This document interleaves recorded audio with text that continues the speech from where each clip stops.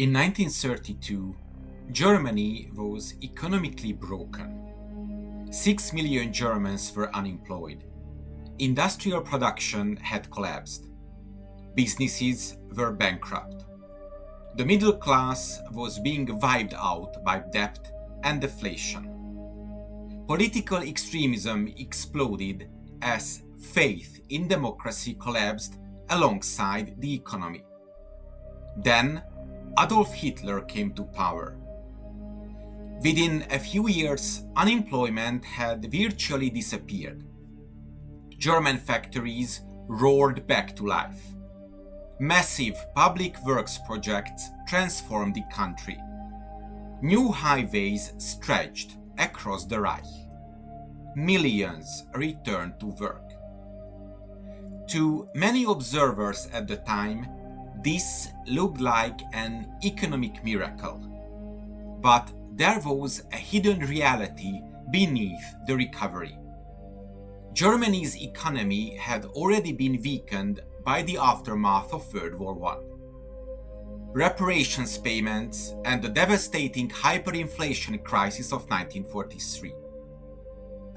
Although the economy stabilized somewhat during the late 1920s, much of that recovery depended heavily on foreign loans, particularly American credit. When the Wall Street crashed in 1929, those loans disappeared almost overnight. The result was economic collapse. Politically, it destroyed confidence in democracy. The Nazis exploited this environment brilliantly. Hitler promised jobs, national revival, military strength, and an end to economic humiliation. Most importantly, he promised action. When Hitler became chancellor in January of 1933, the Nazi government moved immediately toward aggressive state intervention.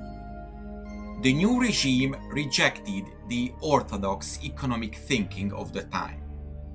Instead of cutting spending, the Nazis dramatically expanded it.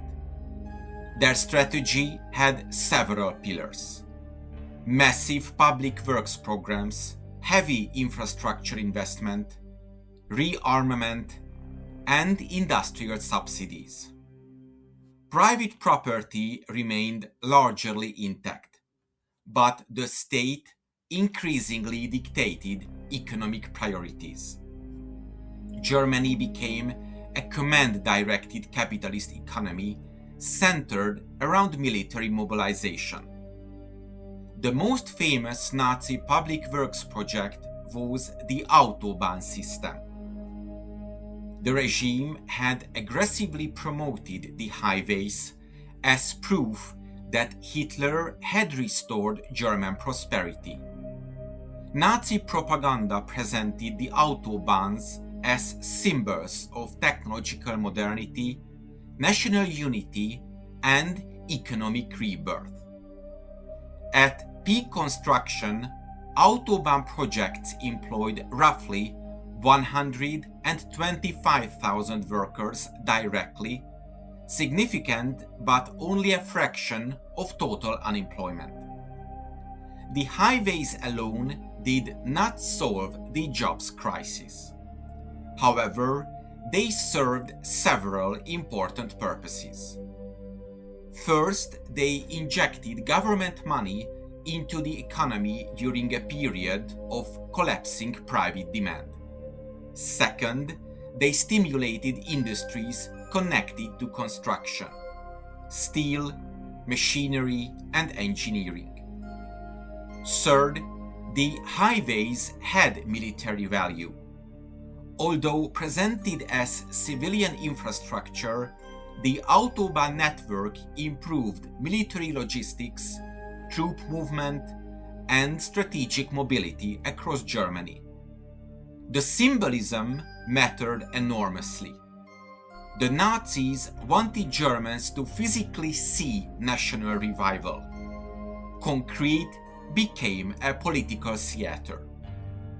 the true driver of Nazi economic recovery was not the highway construction, it was the rearmament.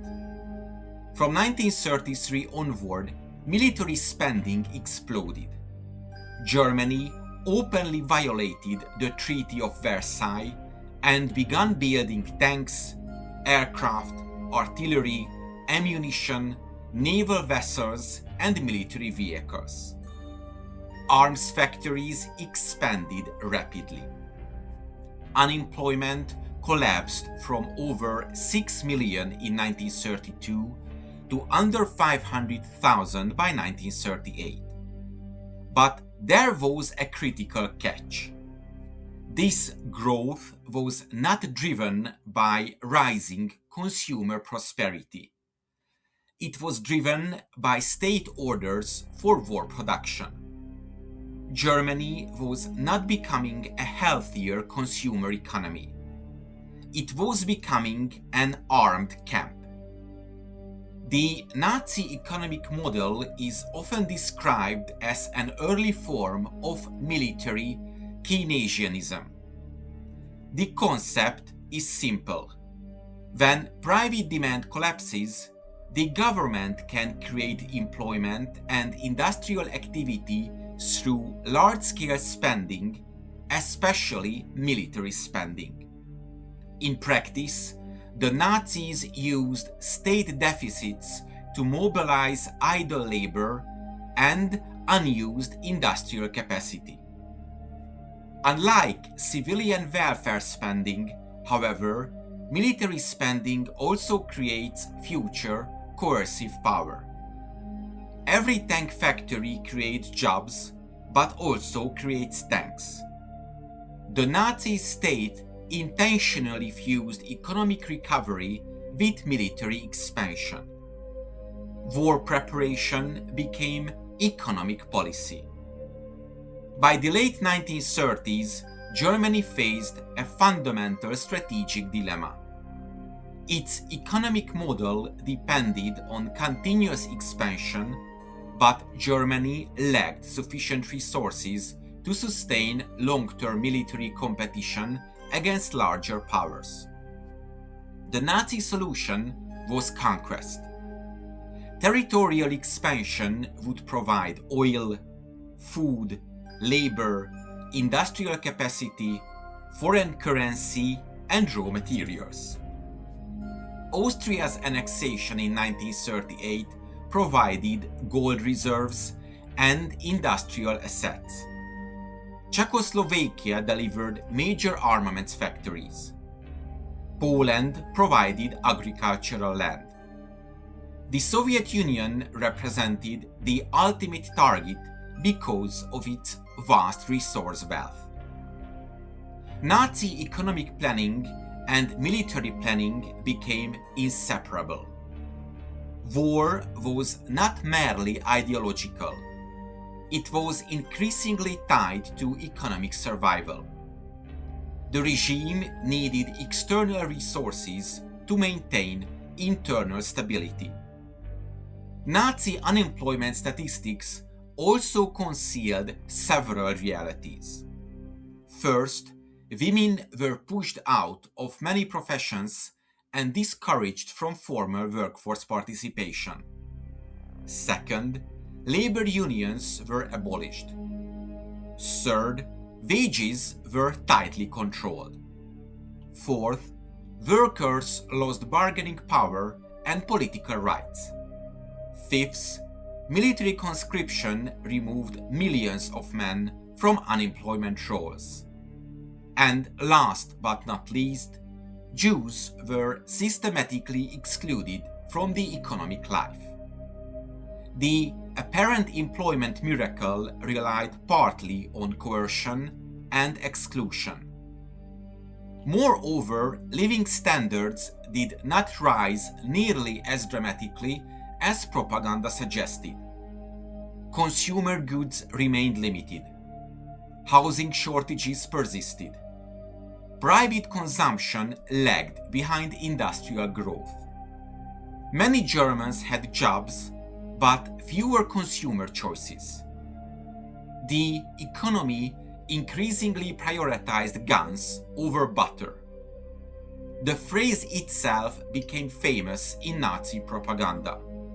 Guns will make us powerful, butter will only make us fat. That statement summarized the regime's priorities perfectly. The most important lesson is not that government spending doesn't work. Clearly, it can. The Nazi state demonstrated that enormous public spending programs can rapidly reduce unemployment and mobilize industrial production. Idle factories can be restarted. Mass unemployment can be reversed. Infrastructure projects can stimulate economic activity. Deficit spending can create short-term growth. But the deeper lesson is that the quality and structure of spending matter enormously. Government spending is not automatically healthy. Economic growth alone does not guarantee economic health. The composition of growth matters. The Nazis did not discover an economic miracle.